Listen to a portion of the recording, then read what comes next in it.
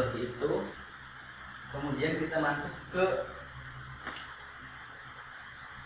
masih bagian dari task achievement, understanding question.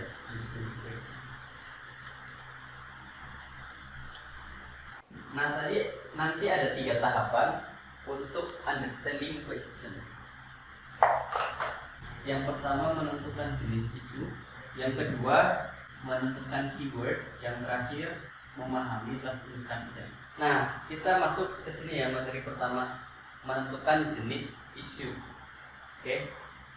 Nah jenis isu di materi kita itu ada 4. Yang pertama namanya opinion, yang kedua suggestion, yang ketiga phenomenon, prediksi.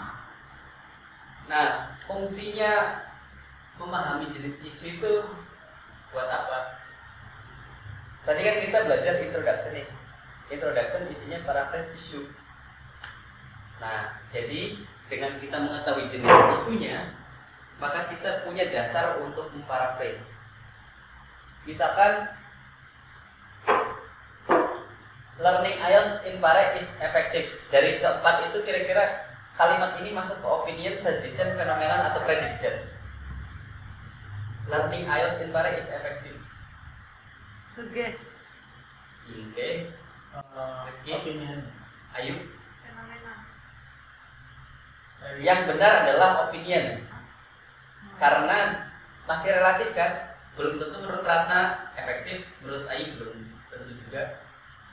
Oke. Kalau contoh suggestion itu kayak mana, Bang? Contoh suggestion itu ada harusnya. Kalau ciri-cirinya suggestion itu ada kata-kata should atau have to, pokoknya ada. Yang mau suggest ya gitu ya? Betul. Kayak yang force. Ya kayak contohnya Recommend. harus melanjutkan pendidikan. Recommend. Nah, itu suggestion itu turunan dari opinion sebenarnya. Iya. Misalkan kalian beropini ke saya ya, Rizky lah beropini ke saya, melihat saya itu jarang mandi, kucel. Nah terus itu opininya kan. Nah terus Rizky men-suggest, Bang kalau kamu mandi 5 kali sehari kayaknya kamu jadi anak indie deh. Iya. Jadi cool gitu. Oke, nah kan turunan dari opinion. Saya melihat Jakarta itu apa ya? Udah nggak layak ditempatnya Afi. Jakarta itu udah nggak layak ditempati. Makanya ibu kota seharusnya pindah. Jadi agak mirip-mirip lah. Ya. Kalau opinion itu ya relatif, ada relativitas. Efektif, bukan berarti menurut Rizky A. Berarti relativitas Benar general atau ya? salah ya kan? Menurut Ayu beda lagi gitu, efektif atau enggak gitu. Bang, mau nanya. Jadi kalau di suggestion itu ya ngomong ini Ya, kan tentang perbedaan opinion sama suggestion. Jadi kalau suggestion tuh lebih ke arah yang kita mengharuskan gitu. Iya, Terus betul. keywordsnya tuh always ada. Iya itu. Always Ada kata recommend. suggest-nya I highly begitu. recommend you. Gitu. Kalau phenomenon ciri-cirinya bisa jadi tensisnya. Yang pertama tensisnya perfect. Ya tuh perfect. So attractive. Present continuous pastinya. Terus apa lagi ya? Salah satu ciri-cirinya tensisnya. Mostly ini sih kalau di soal pas buat. Itu yang pakai tensis perfect sama continuous itu selalu fenomena. Always. Bisa kalau gini. Contoh nama. Maksudnya bisa di Give an example. Ya benar. Nah terus ciri-ciri yang lainnya adalah ada kata today, nowadays. today. Oke. Kasih contoh yang gimana? Banyak negara telah menerapkan hukuman mati.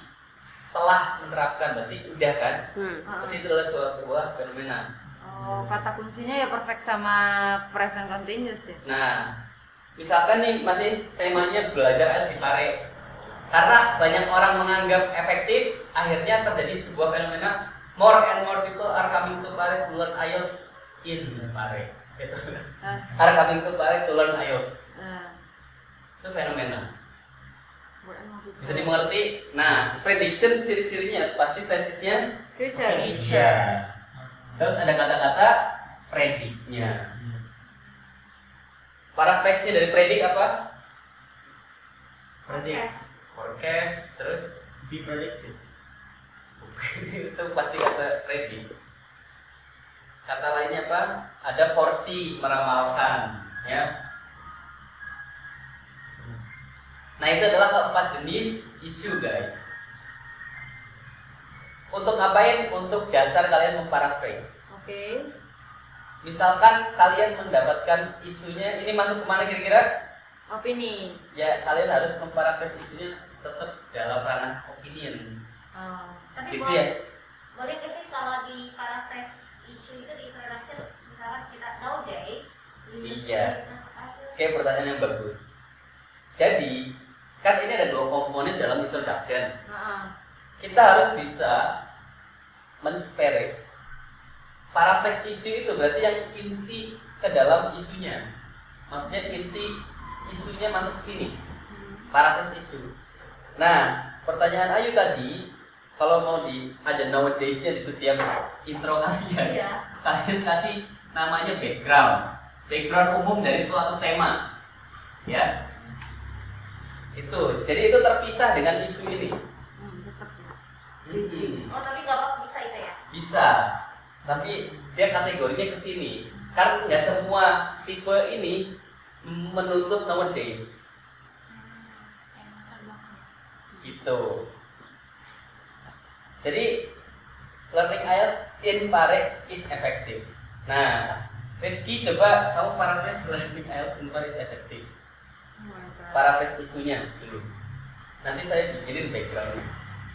Isinya. Iya, paraphrase learning IELTS in Pare is effective. Yang lainnya sambil mikirin ya. Boleh nggak ditambahin some people think that learning IELTS in Paris? Boleh nggak? Boleh. Rifki dulu tapi. Kamu tampung dulu.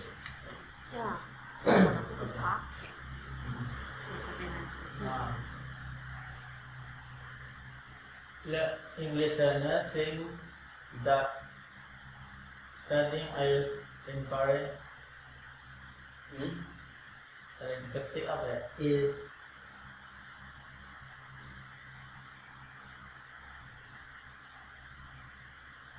Is health. Sangat membantu atau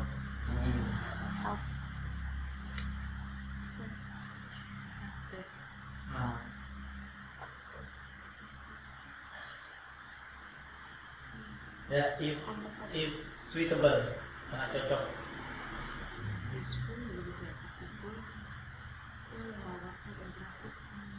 Oke.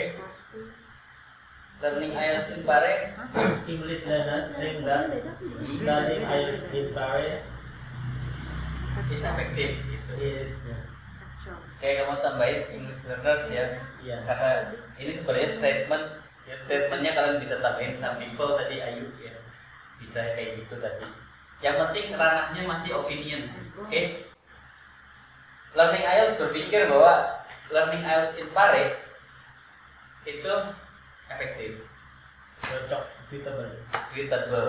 suitable itu bukan efektif. Ada yang lain efektif? Capable. Bukan. Capable itu mampu. Kalau kalian stuck dengan itu, cari kata bendanya dari efektif. Effectiveness. Jadi it is said that learning IELTS in Pare provide high effectiveness. Kan itu udah paraphrase. Ya kan? Nah, udah. Nah, terus backgroundnya nowadays many students are faced with difficult choices of IELTS courses misalnya. Nah, baru paraphrase isunya tadi dikatakan bahwa learning IELTS in Pare itu efektif. Nyambung kan? Jadi background itu adalah tema umum apa? Berarti Latar kita mau kayak belakang. bahasa basi lah kayak gitu. Bang. Iya betul. Latar belakang. Tapi boleh mau nambahin bahasa basi juga gitu ya, Ya, Bang? boleh, misalkan ininya terlalu pendek nih, tuh, Ah. kayaknya kurang beautiful gitu. Kalian bisa tambahin background. Tapi ada yang pernah bilang tuh kalau bisa jangan pakai bahasa basi lah, langsung ke the point. Dan soalnya kalau terlalu bahasa basi nanti kurang anu ya. Ya itu menurut saya sih nggak ada yang salah dan benar, tapi pendekatan masing-masing aja. As long as Mungkin kalau bahasa masih basi sesuai- kepanjangan ya. sesuai dengan koridor dan pas-pas aja sih menurut saya it's okay. Karena katanya orang dibilang apa? Ya ada orang dibilang bahasa basi itu Indonesia banget gitu. Pakai bahasa basi dulu nggak harus langsung ke the point kalau Indonesia. Itu kan yang itu. Iya memang harus ada statement seperti itu. Kalau kalian misalkan ini langsung terlalu pendek untuk nambah-nambahin kata kan kalian bisa pakai background. Jadi selama porsinya pas aja menurut saya tidak masalah. gitu kan. Oke. Oke, ada pertanyaan nggak nih jenis-jenis isu? Jadi sebagai dasar paraphrase, ketika suggestion kalian dapat isunya berupa suggestion ya berarti paraphrase isunya juga harus berupa suggestion. Begitu kira-kira.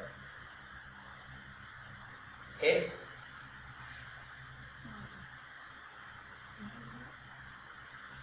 Ada pertanyaan? Sejauh ini belum sih. Oke, kalau belum berarti ada PR nih. Waduh, langsung ke PR bang. PR-nya di modul kan itu ada 15 soal. Modul yang mana bang? Modul yang nomor 1. Kalian tentukan jenis isunya dari 15 soal itu. Terus yang 1 sampai 5 kalian paraphrase ya. Nanti besok kita bahas. paraphrase isunya aja. Iya betul. Bukan ini, bukan introduction yang lengkap. Abang, tolong ulangi Bang kayak mana PR-nya? 1 sampai 15 menentukan ini. Wow. Jangan tentukan ini nomor 1 opinion misalnya. Oh iya Oke, iya. gitu doang kan mudah. Ya oke gampang Bang, gampang. Apa? Mudah banget. Mudah banget. Terus Terus yang kedua?